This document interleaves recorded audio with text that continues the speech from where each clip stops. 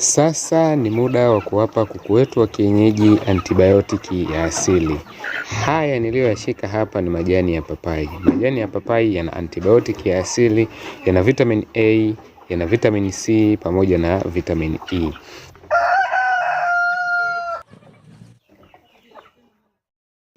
Kazi ya vitamin A ni kulinda macho na ngozi ya kuku wako. Kazi ya vitamin C inapunguza msongo wa mawazo hasa kipindi cha joto au baridi.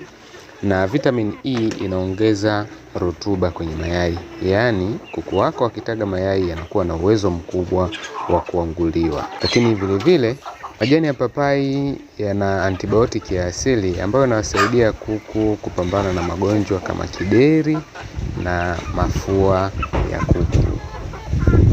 Sasa kuna namna tofauti za kutumia haya majani ya papai kwa kuku wako wa kienyeji. Namna ya kwanza, unaweza kuwafungia majani haya bandani na wakawa wanayadonoa kwa kuyarukia. Namna ya pili, unaweza ukayaponda hayo majani na ukayachanganya kwenye maji yao ya kunywa wakawa wanakunywa. Na utaratibu unaweza kuufanya kwa mara 2 mpaka mara 3 kwa wiki. Hii itasaidia kuimarisha kinga ya mifugo yako.